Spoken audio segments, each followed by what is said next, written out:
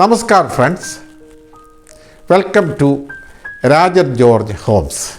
In this video, I am talking to you about the subject, is Plinth area the only cost factor?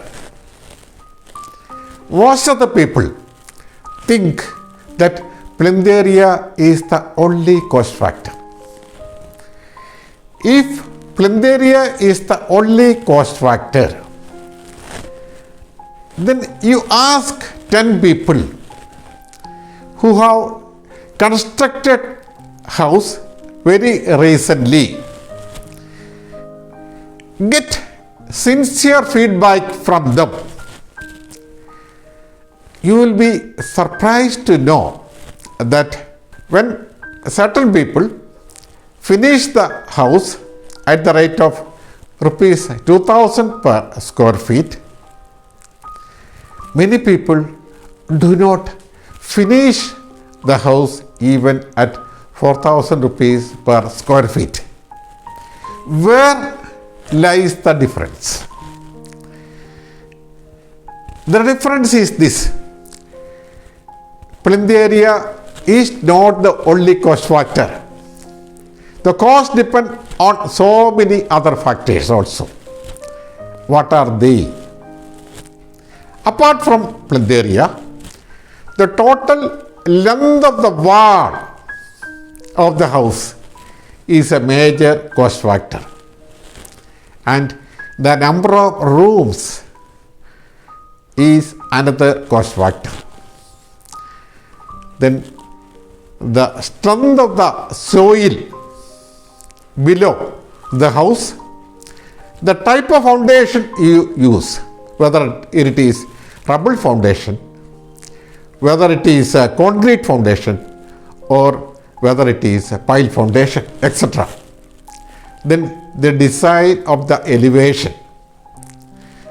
Elevation, you can give costly elevation. At the same time, you can have very simple elevation. Then the height of the rooms, or the total height of the building. Instead of 10 feet, you can give 11 feet, 12 feet, or even more. Cost will increase. Then if there is a double height in a few rooms, cost will immediately increase, even though it is not added to the Plinth area. Indoor gardens, it is not usually counted in Plinth area, but cost will increase. Then if it is designed with so many passages, cost will increase. And the total selection of the materials and the overall labor management. So the cost is depending on ever so many factors like this. Today, in this video, I am talking to you about 3 major factors that affect the cost of the building. These 3 factors are: one is Plinth area, second is the total length of the wall in the house, and third is the number of rooms in the house. First part, Plinth area, everybody is knowing. When Plinth area increases, cost increases, and when Plinth area decreases, cost decreases. But 20% only is the contribution of Plinth area in the overall cost of the building, and 45% is the contribution of the wall length, and 35% is the contribution of the number of rooms. The exact calculation for this I will give in the next part of this video. Next, let us go to the second part, that is the wall length. I will explain what is wall length. You take a typical room. You construct a room 10 feet into 10 feet size. The total wall length is 10 into 4, it is 40 feet. Whereas the plinth area is 100 square feet.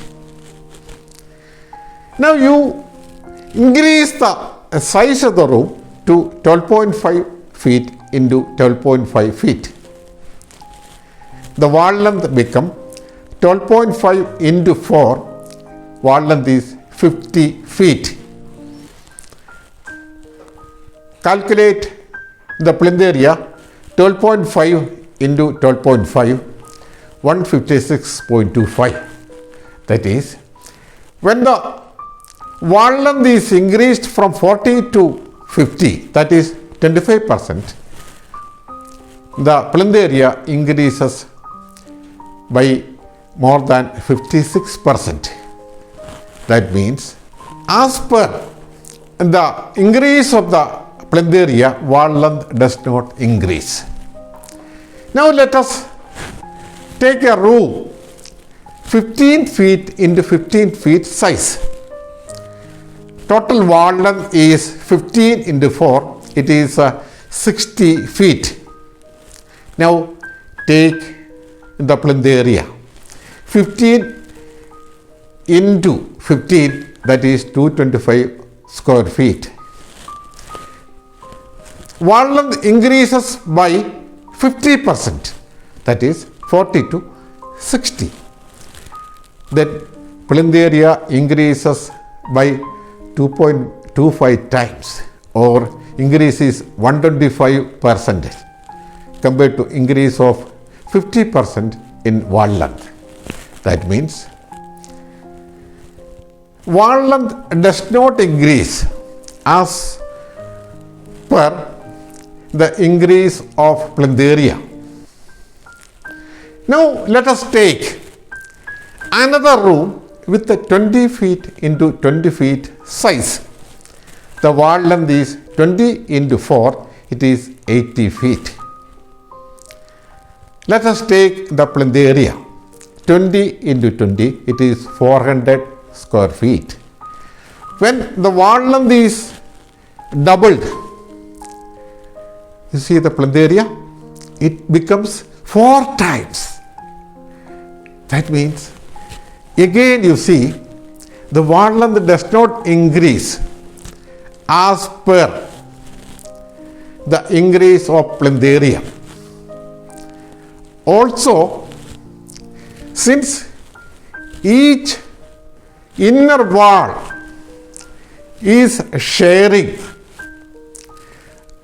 one more room, or it is supporting one more room, the increase in the plinth area compared to the increase in wall length is much more than the calculation I have given to you.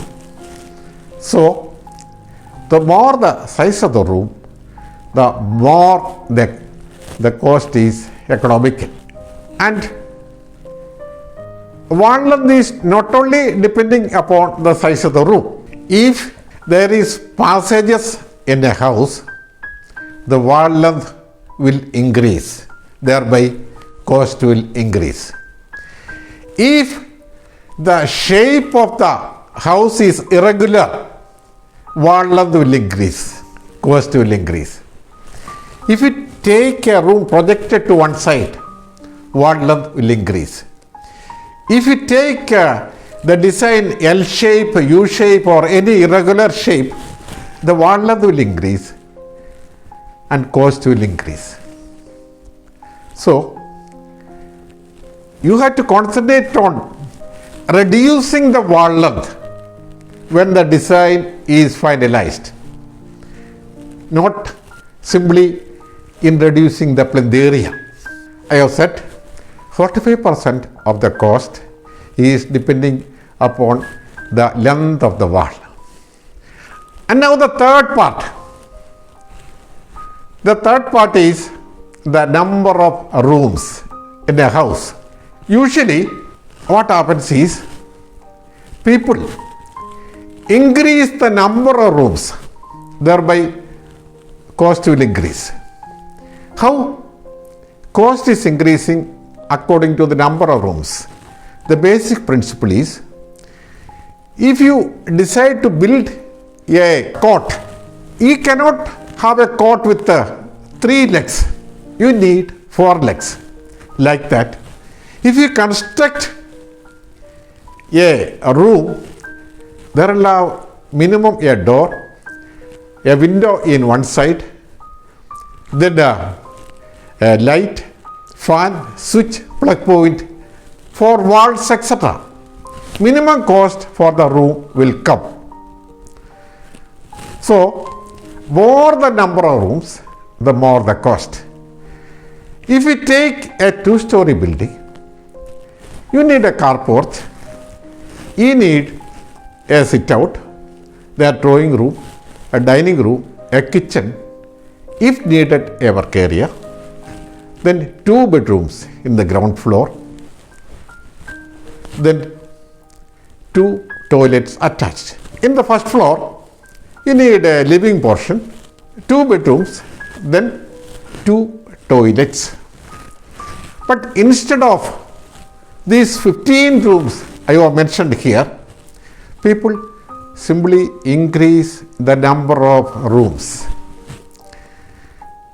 Between veranda and the drawing room, people give a small room and they call it foyer, lobby, vestibule, etc. Cost will increase. And then apart from drawing and dining, so many rooms are perhaps given.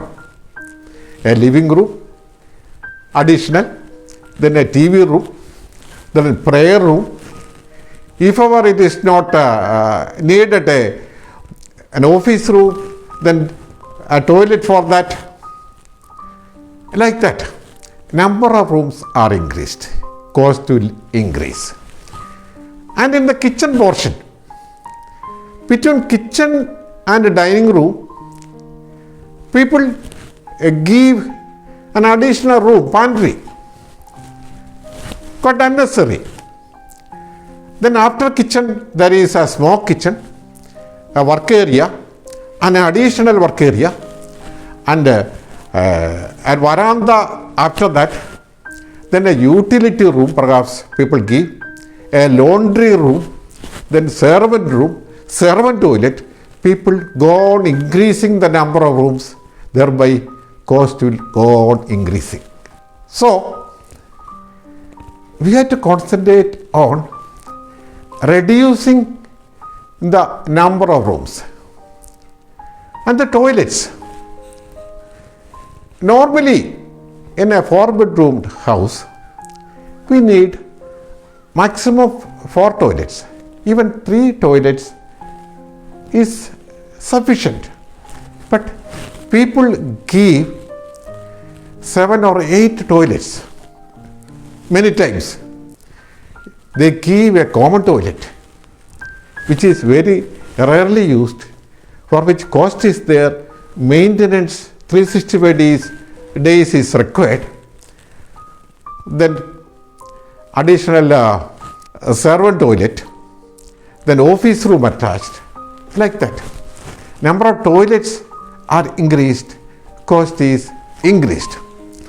So, you have to concentrate on reducing the number of rooms, because 35% of the cost is depending upon the number of rooms. The next part of this video, I will give you exact calculation how 20% of the cost is depending upon plinth area, 45% of the cost is depending upon the wall length, and 35% of the cost is depending upon the number of rooms. Thank you.